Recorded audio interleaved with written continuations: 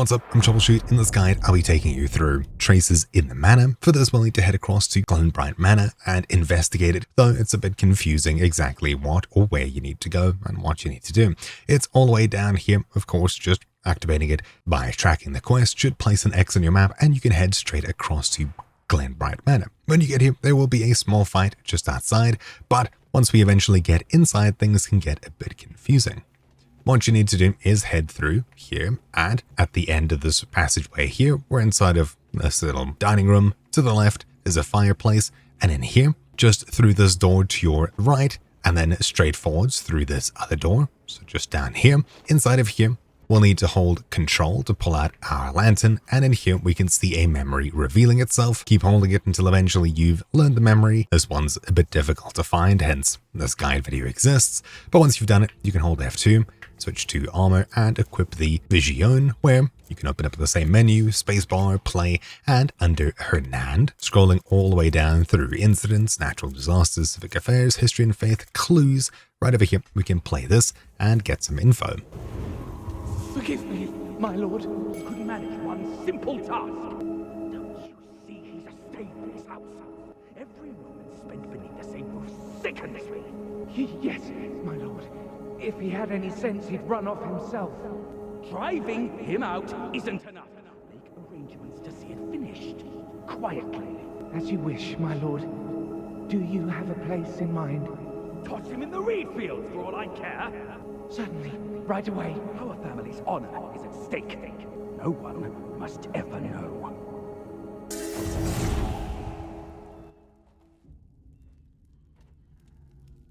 Now from here, what we need to do is head back out of this room and back into the main area. You can either trace your way through from that side, but we'll do it from the front door here, as just to your right is the staircase that we need to go up.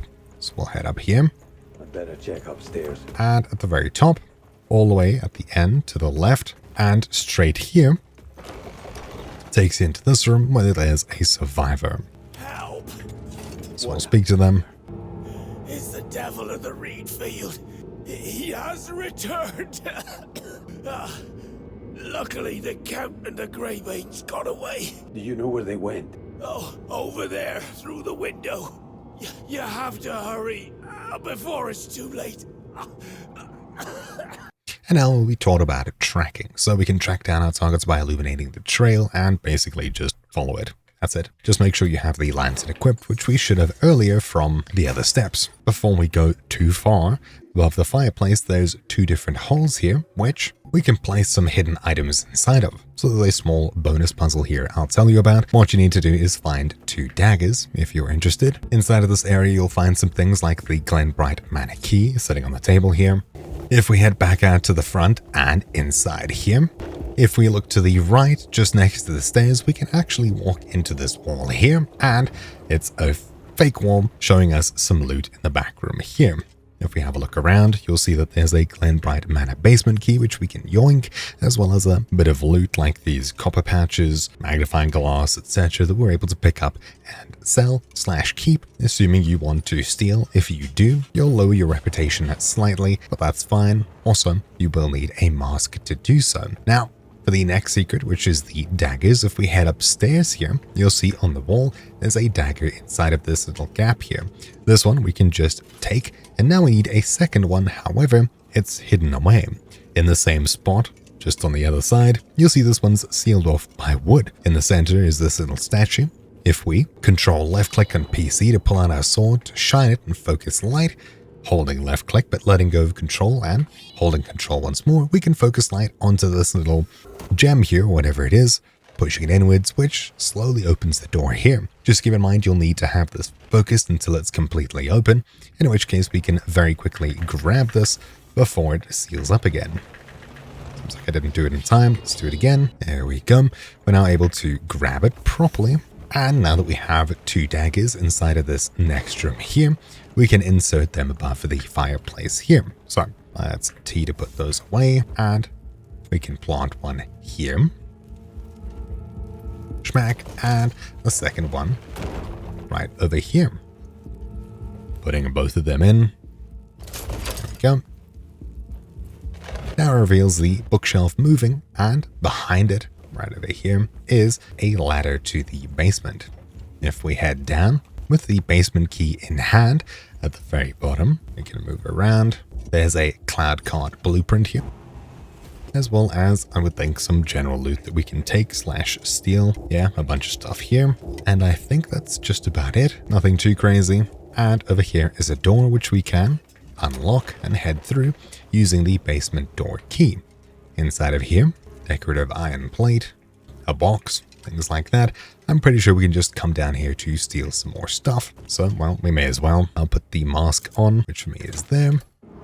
And now we can take some things. The alchemy formula, Meliara's lesser elixir, is free to take. It won't lower your reputation with anyone. We can learn this. There we go. And we can now steal some loot if you want to do so.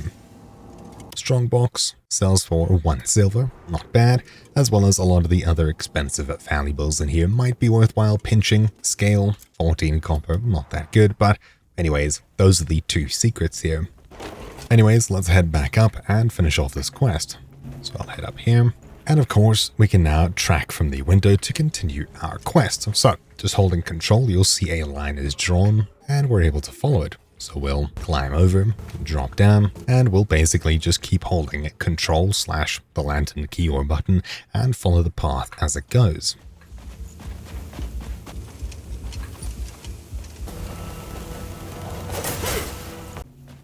Following this all the way through, if you don't want to keep holding your lantern, you can actually pull out your sword and use the shine ability to see the track as well. You should eventually get to a place like this.